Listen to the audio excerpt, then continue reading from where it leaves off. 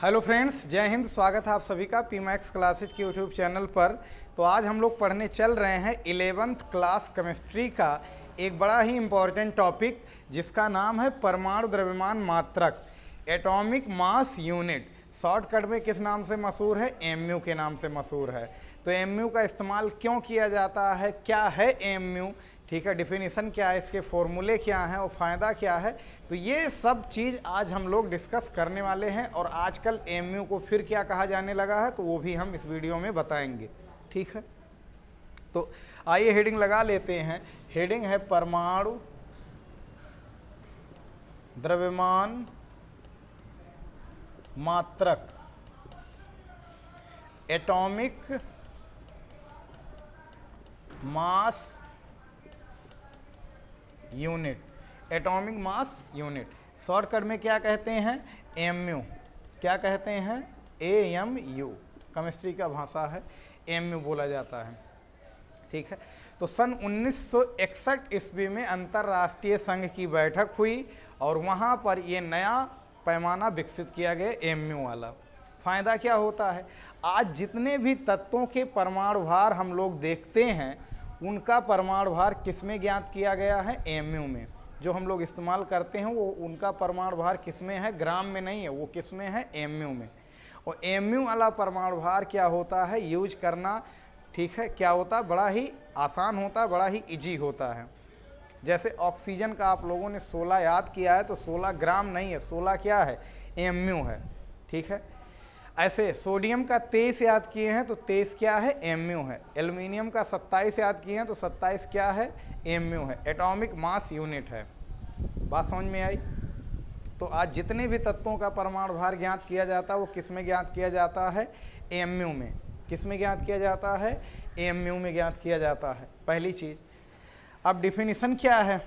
तो एमयू का डिफिनीशन क्या है तो इसको देखते हैं। कार्बन 12 के एक परमाणु के द्रव्यमान के 12वें भाग को, एक परमाणु के द्रव्यमान के 12वें भाग को क्या बोलते हैं? 1 एमयू कहते हैं। कार्बन 12 के एक परमाणु के द्रव्यमान के 12वें भाग को क्या कहते हैं? 1 एमयू कहते हैं। यानी सूत्र क्या होगा 1 एमयू का? तो 1 एमयू इज इक्वल टू होता है कार्बन 12 के एक एटम का मास, एक परमाणु का द्रव्यमान,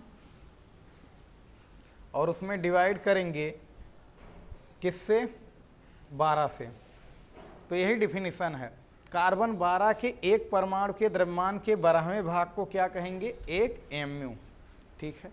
इसे मानक माना गया। जैसे किलोग्राम, किलोग्राम कहीं आसमान से टपका हुआ बांट नहीं है, उसे भी हम लोगों ने ही मानक माना है, ठीक है, कि रोज़मर्रा के ज़िंदगी में ज़्यादा इस्तेमाल होता था उसके इर्द गिर्द मास, तो उसी को मान लिया गया 1 किलो, फिर उसी से 2 किलो, उसी से 3 किलो, उसी से 4 किलो।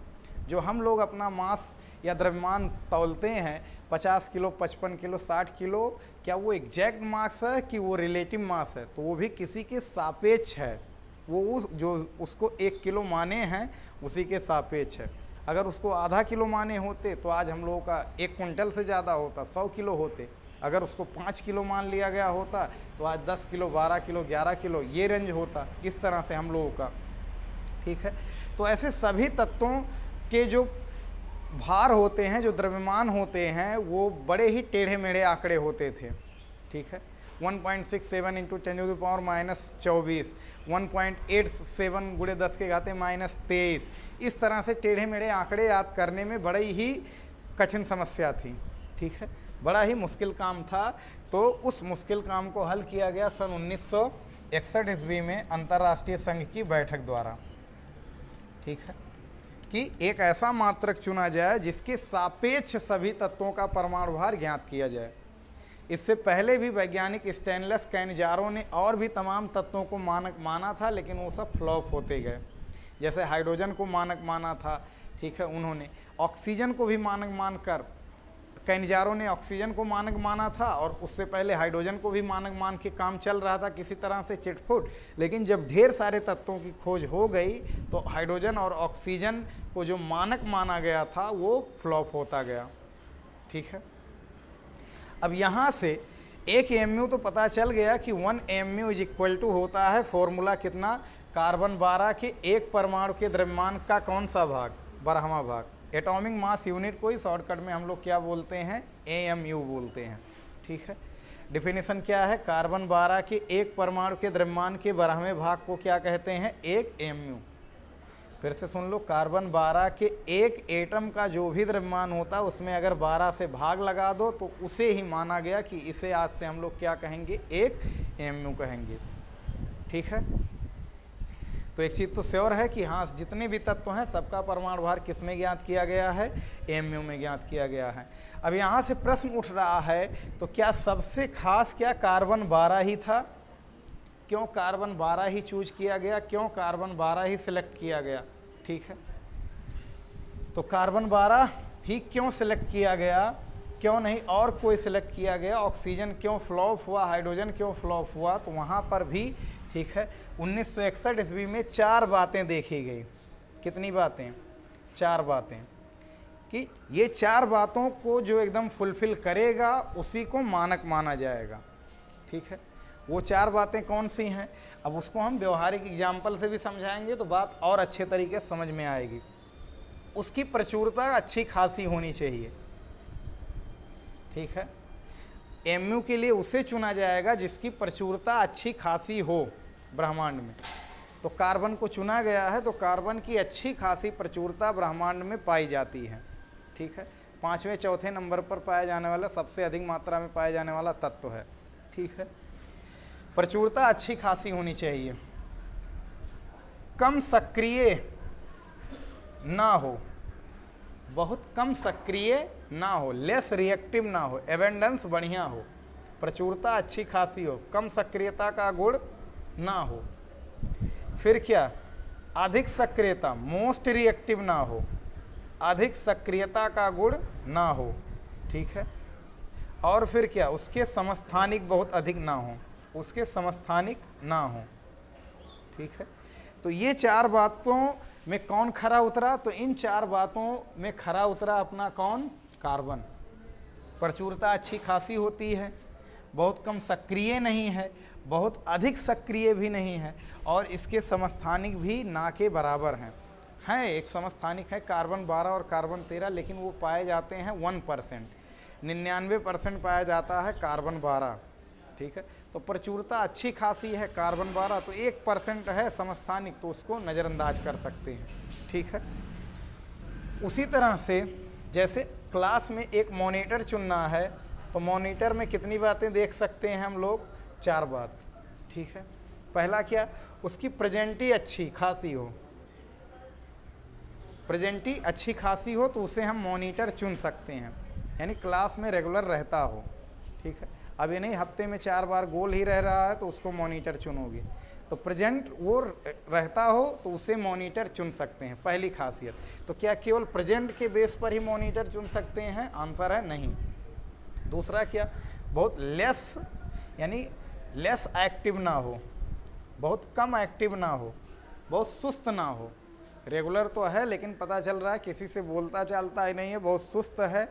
ठीक है, किसी को बोल ही नहीं पाएगा वो, तो उसको भी मॉनिटर नहीं चुनोगे। जो बहुत सुस्त रहेगा, भले से रेगुलर है लेकिन सुस्त है, तो फिर उसे नहीं चुनेंगे। ठीक है, बहुत ज़्यादा एक्टिव है, मोस्ट एक्टिव है, तो उसे भी नहीं चुनोगे, और इतना झगड़ालू प्रवृत्ति का है। ठीक है, सबसे मार झगड़ा करते हुए चल रहा है, हरदम इधर उधर, ठीक है, उल्टा सीधा काम कर रहा है, तो उसको भी नहीं चुनेंगे। ठीक है, क्योंकि वो सबसे मार झगड़ा ही करेगा, तो मॉनिटर का काम मार झगड़ा करना नहीं होता है, सबको कंट्रोल करना होता है। फिर उसके भाई बहन ना हो, पता चले उसी क्लास में ढेर सारे उसके भाई बहन ही हैं, उस क्लास में उसके भाई बहन ही हैं, तो वो अपने भाई बहन को उस तरह से कंट्रोल नहीं कर पाएगा, डांट नहीं पाएगा, बोल नहीं पाएगा। तो अगर ये 4 बातें पाई जाती हैं तो उसे मॉनिटर के लिए सेलेक्ट किया जाता है। क्या प्रेजेंटी अच्छी खासी हो, बहुत कम एक्टिव ना रहता हो, बहुत ज़्यादा एक्टिव ना रहता हो, और ढेर सारे उसके भाई बहन ना हो। समस्थानिक मतलब वही भाई बहन मान सकते हैं, ठीक है, आइसोटोप्स, ठीक है। तो उसमें खरा उतरा, इन चारों बातों में कौन खरा उतरा? तो इन चारों बातों में खरा उतरा अपना कार्बन, ठीक है। तो इसीलिए सन 1961 ईस्वी में ये चार बातें पाई गई किसमें? कार्बन 12 में। और आज भी चल रहा है, एएमयू फ्लॉप नहीं हुआ है। आज हम लोग जितने भी तत्वों का परमाणु भार देखते हैं वो एएमयू में देखते हैं, ठीक है। तो कार्बन 12 के एक परमाणु के द्रव्यमान के 12वें भाग को क्या कहते हैं? एक एएमयू कहते हैं। 1 एएमयू बराबर कार्बन 12 के एक परमाणु का द्रव्यमान डिवाइड बाई 12। तो ये बात क्यों सेलेक्ट किया गया कार्बन 12 को? तो ये समझ में आ गया होगा। ये चार बातें देखकर एबेंडेंस बढ़िया हो, लेस रिएक्टिव ना हो, मोस्ट रिएक्टिव ना हो, और आइसोटोप्स भी बहुत ना हो, ठीक है। तो इस पे खरा उतरा अपना कौन? कार्बन 12। तो इसको नोट कर सकते हैं, स्क्रीनशॉट ले सकते हैं, मिटा रहे हैं।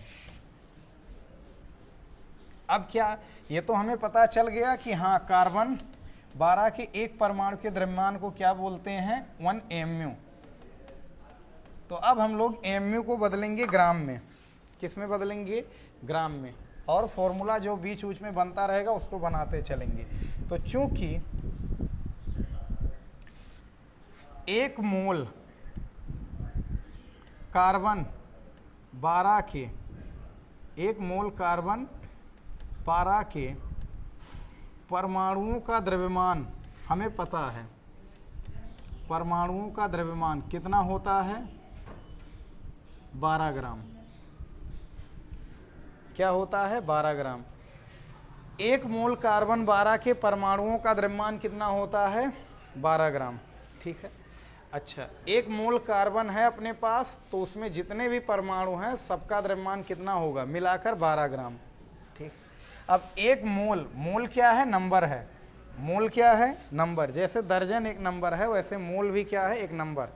जैसे दर्जन में होते हैं 12, तो वैसे मोल भी एक नंबर है। और एक मोल में होते हैं 6.023 इंटू 10⁻23 एटम या मॉलिक्यूल या आयन्स प्रेजेंट होते हैं। तो एक मोल में कितने होते हैं? इतने एटम होते हैं, यानी इतने परमाणु होंगे। अगर अपने पास एक मोल है तो एक मोल का मतलब हो जाएगा कितने एटम? 6.02 इंटू 10⁻23 एटम या इतने परमाणु होंगे, ठीक है। तो एक मोल कार्बन 12 के परमाणुओं का द्रव्यमान अगर 12 ग्राम है तो हम कह सकते हैं एक मोल में इतने एटम होते हैं, तो इतने परमाणुओं का द्रव्यमान भी क्या होगा? 12 ग्राम होगा। का द्रव्यमान क्या हो जाएगा? 12 ग्राम, ठीक है। अच्छा, इसको हम लोग Na भी बोलते हैं, आवोगाड्रो नंबर भी बोलते हैं, आवोगाद्रो संख्या भी कहते हैं, ठीक है। इस नंबर को आवोगाद्रो संख्या भी कहते हैं। इटालियन वैज्ञानिक आवोगाद्रो के सम्मान में इस नंबर का नाम रखा गया है। तो एक मोल में इतने परमाणु या इतने अणु या इतने आयन होते हैं, ठीक है। ये बात समझ में आनी चाहिए। तो Na परमाणुओं का द्रव्यमान कितना ग्राम? 12 ग्राम। तो एक परमाणु का द्रव्यमान कितना होगा? तो एक परमाणु का द्रव्यमान हो जाएगा, एक परमाणु का द्रव्यमान हो जाएगा 12/Na। 12/Na। Na परमाणुओं का द्रव्यमान हो जाएगा कितना? 12 ग्राम होता है, या इतने परमाणुओं का द्रव्यमान Na की जगह फिर से ये डेटा हम लोग लिख सकते हैं, ठीक है। तो एक परमाणु का द्रव्यमान कितना हो गया? 12/Na। इसलिए अगर हम बात करें 1 एएमयू की, तो 1 एएमयू क्या हो जाएगा? कार्बन 12 के एक परमाणु का द्रव्यमान जो कि इतना है 12/Na, और इसमें भाग कर देंगे किससे? 12 से।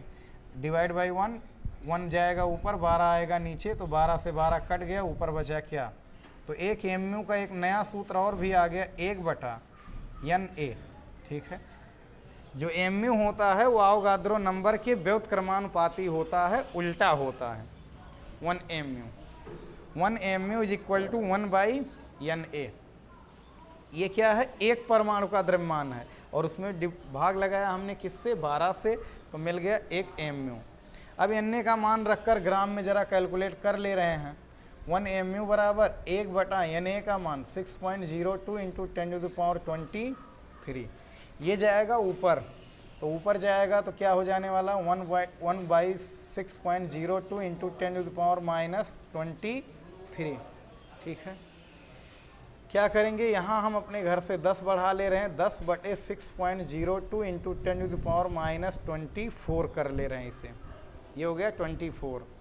अब 6 से जब इसमें भाग करेंगे तो भाग होगा 6 कम 6, भाग करेंगे तो 1.66 इंटू 10⁻24 ग्राम, यानी क्या पता चल गया, 1 AMU is equal to 1.66 into 10⁻24 ग्राम।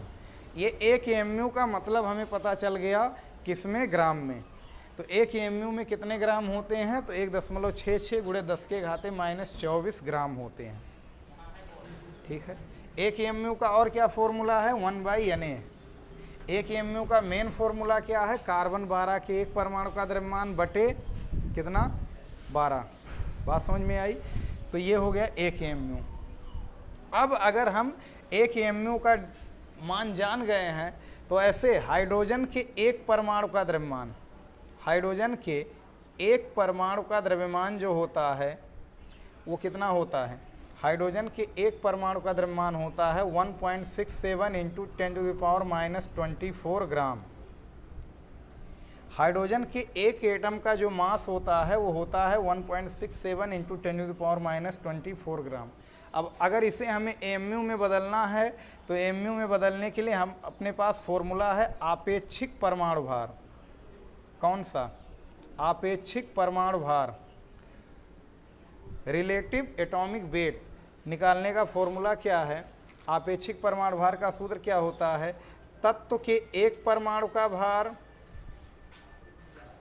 तत्व के एक परमाणु का भार डिवाइड बाय 1 AMU। आपेक्षिक परमाणु भार का सूत्र क्या है, जो आज जितने भी तत्वों का परमाणु भार हम लोग निकाले हैं या याद किए हो, वो सब क्या है, आपेक्षिक परमाणु भार हैं।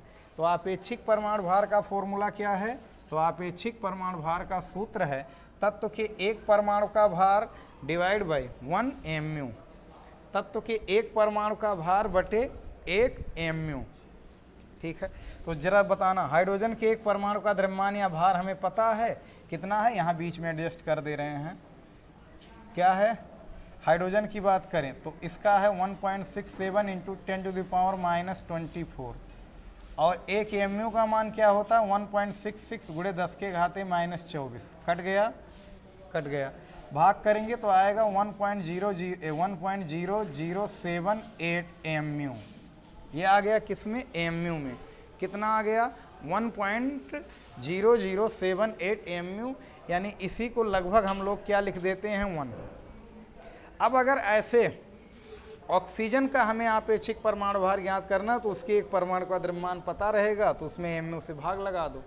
नाइट्रोजन का 14 कहाँ से आया होगा, तो एक परमाणु के भार में AMU से भाग किया गया होगा। अब हमको तो हाइड्रोजन के एक परमाणु का भार याद था तो ऐसे समझा दिए कि ये एक क्या हो गया, 1 AMU हो गया। अब ऐसे सबका याद कर पाना बड़ा ही मुश्किल काम है। ठीक है, तो इसी तरह से सभी तत्वों का हम लोग आपेक्षिक परमाणु भार भी ज्ञात कर सकते हैं। और आजकल AMU को शॉर्टकट में क्या कहा जाने लगा है, U कहा जाने लगा, यूनिफाइड मास, एकीकृत द्रव्यमान। आजकल इतना बड़ा AMU ना यूज करके बल्कि शॉर्टकट में क्या यूज करो, U यूज करो। ठीक है, तो ये समझ में आया कि 1 AMU की परिभाषा क्या है, 1 AMU के लिए कार्बन को ही क्यों सिलेक्ट किया गया, कहाँ इस्तेमाल होता है AMU। ठीक है, 1 AMU के फॉर्मूले क्या क्या हैं, अवोगाद्रो नंबर से क्या रिलेशन है, 1 AMU में कितने ग्राम होते हैं। अच्छा, इसे किलोग्राम में भी बदलना चाहो तो कोई दिक्कत नहीं, 1.66 गुणे 10⁻⁻27 किलोग्राम। ये 1 AMU में क्या होते हैं, इतने किलोग्राम होते हैं, -3 और बढ़ा दो, किलोग्राम हो जाएंगे। लेकिन हम सब कुछ किस में, ग्राम में। और ग्राम में याद कर पाना सबका, ये टेढ़ा देख रहे हो, एक परमाणु का द्रव्यमान इतना है, कई परमाणु हैं तो उसका द्रव्यमान याद करना बड़ा मुश्किल काम है। अब ये एक है, 4 परमाणु हैं तो 4 हो जाएगा, 6 परमाणु हैं तो 6 हो जाएगा, 8 परमाणु हैं हाइड्रोजन के तो 8 हो जाएगा। इसमें 8 से गुणा करते और टेढ़ा डाटा आता। ठीक है, तो बड़ा ही मुश्किल काम था, तो उस मुश्किल काम को ठीक है सन 1961 ईस्वी में अंतर्राष्ट्रीय संघ द्वारा ख़त्म किया गया। ठीक है, नया डिफिनीशन ईजाद किया गया एमयू के बारे में। तो एमयू क्या है और आपेक्षिक परमाणु भार कैसे सबका ज्ञात किया जाता है। अगर भैया ऑक्सीजन के एक परमाणु का द्रव्यमान हमें पता है, उसमें एमयू से भाग कर दो तो 16 आ जाएगा। नाइट्रोजन का पता है एक परमाणु का, उसमें एमयू से भाग कर दो 14 आया होगा, उसी को मान लिया गया है। ठीक है, दशमलव में आया होगा 14.00 कुछ आया होगा, तो उसको नज़रअंदाज कर दिया जाता है इजी कैलकुलेशन के लिए। तो इसमें इतना ही, मिलेंगे नेक्स्ट वीडियो में, तब तक पढ़ाई करते रहें। All the very best.